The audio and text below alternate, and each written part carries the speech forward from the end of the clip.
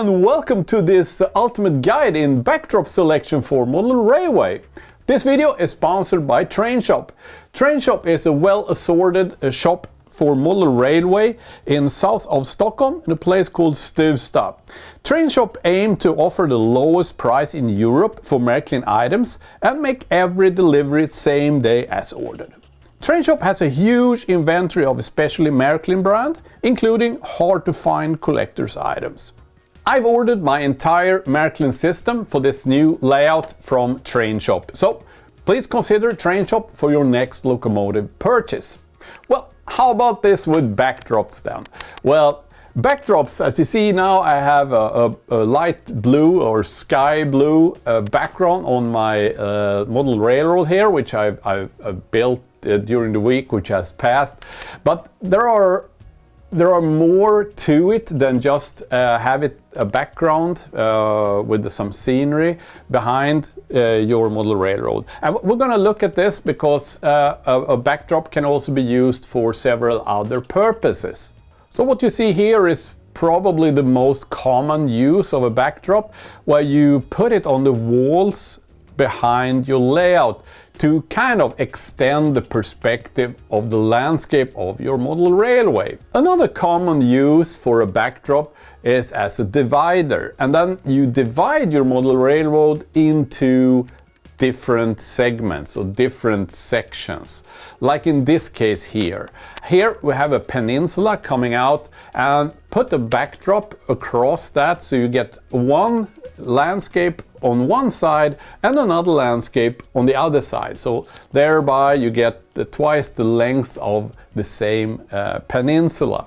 So instead of thinking of the backdrop as just a distant landscape with blue sky, you can also use the backdrop to divide and shape your layout curvature the way you want or need because of the space you have available.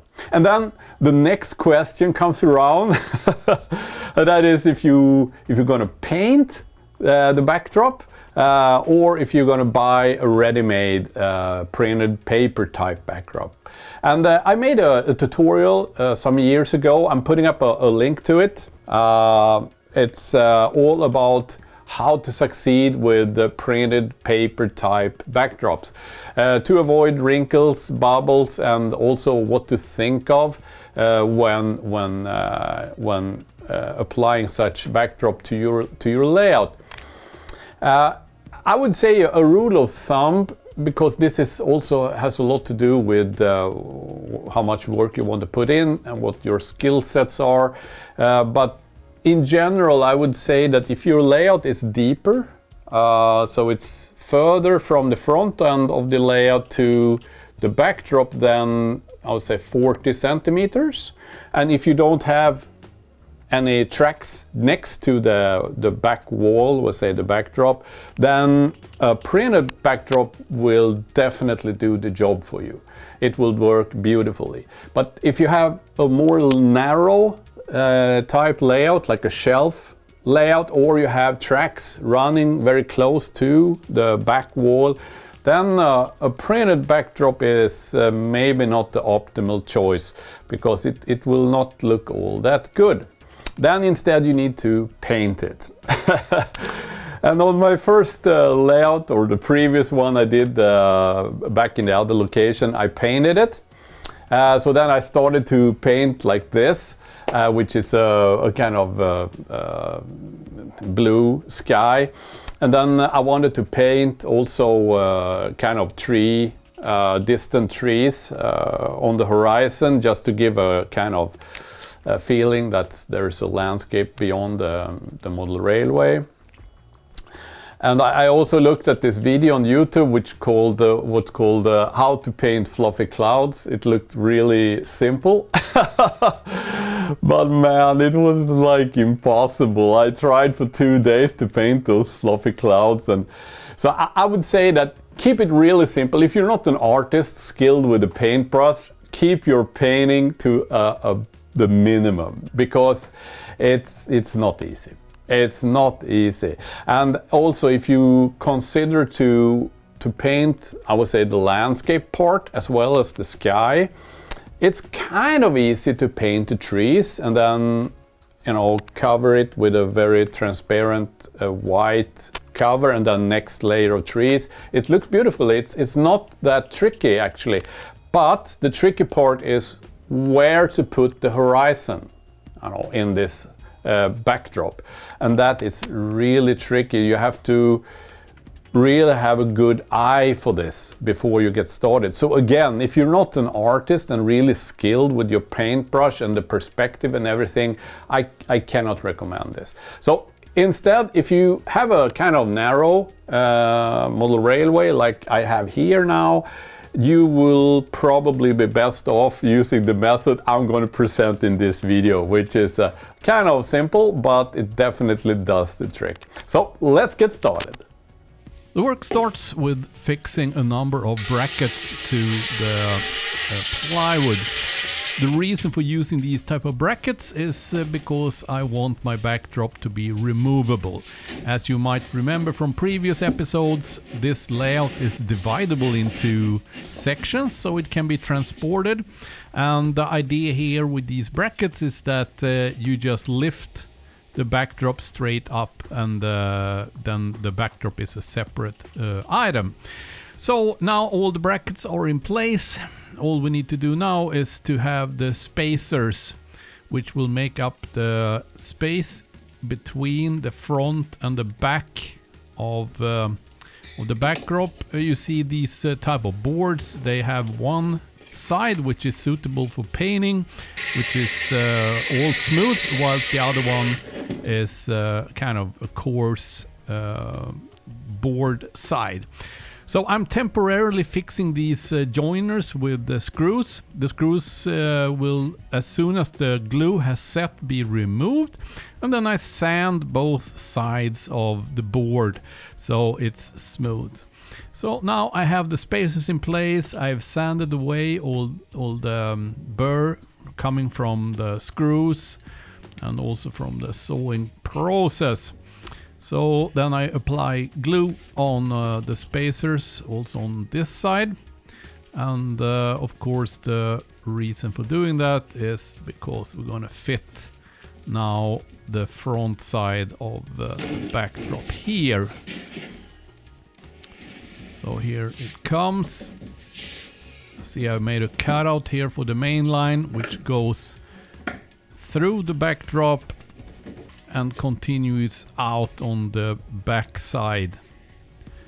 So I fix it here in the end temporarily with the screw clamps while I'm assembling also now the next. And you see I also attach this one temporarily with screws, which I then, once the glue has set, remove. And then I plaster. For that I use a kind of wall putty, or putty. It's a water-based type putty, a filler, you see here. And well, with the plaster I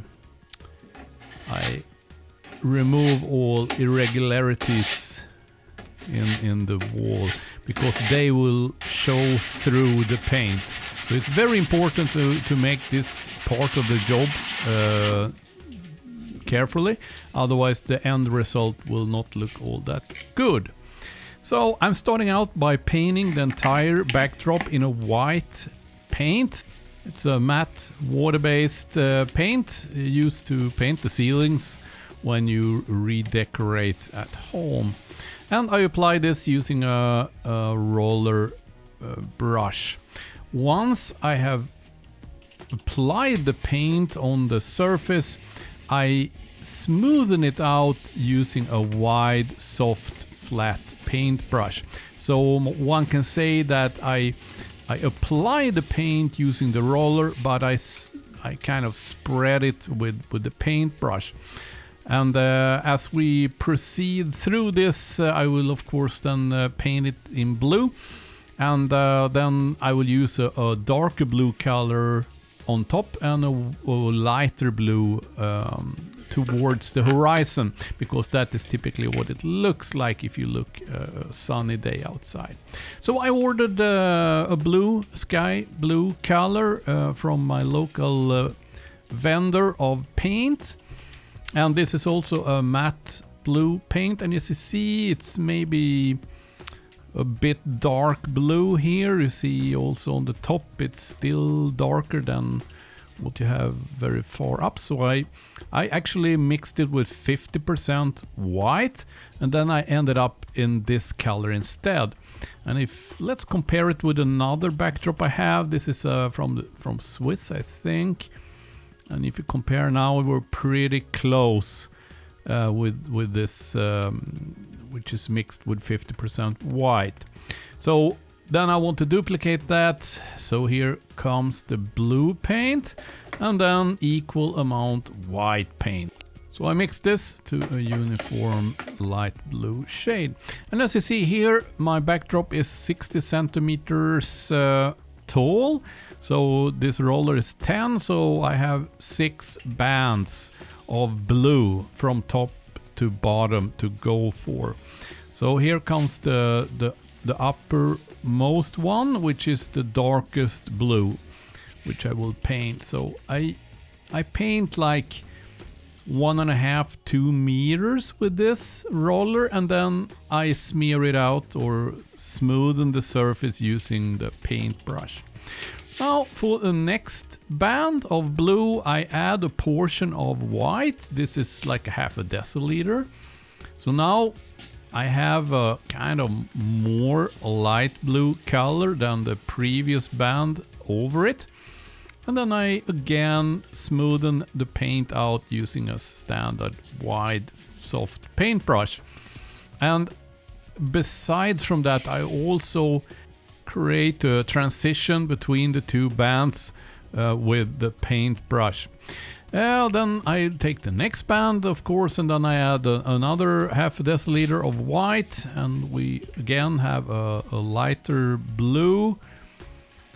And I paint this, I apply it with the roller and then smoothen the paint out using the paintbrush. And as you see here, I tilt the brush over and then I do this transition to the previous band of blue. And this is what it looks like when complete. You can't actually see much of this transition, but it's there. This is the main station area in front, and this is the harbor area. The recessed part here will be water surface. And then this is, so say, the behind the harbor area, the blocks behind it, and the main lines coming up to the main station. This is the recycling facility station on the branch line terminal. Below it is the main line, and then to the left the main yard. So this is the main yard in close-up. Up here is Marieholm, the main industrial area on the layout.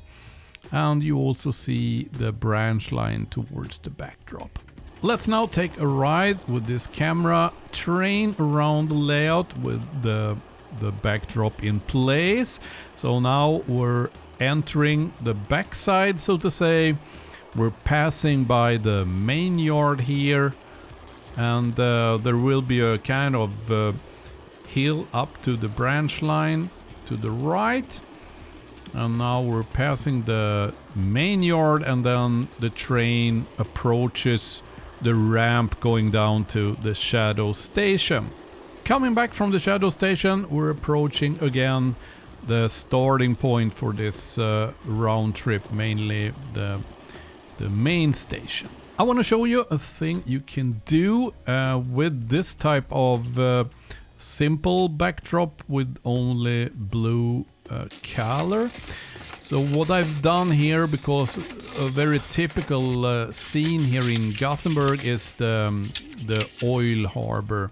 So what you can do is just you take a photo of what you want, print it out on your inkjet, and then apply it to the bottom of the backdrop.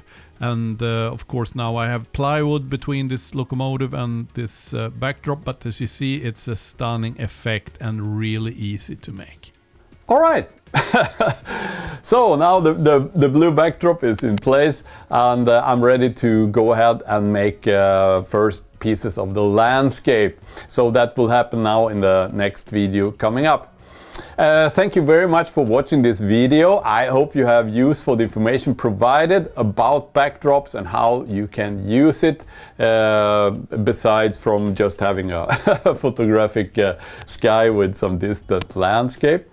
If you feel helped and inspired by these videos I make, please support the channel. Get over to Patreon, set up a support account there from $1, $2, $4, $20 per month, or make a one-off donation using the PayPal dialog found in the video description below. And if you're not yet a subscriber, subscribe, enable that little bell, and you will get a notification once the next video gets published. Until that happens, see you!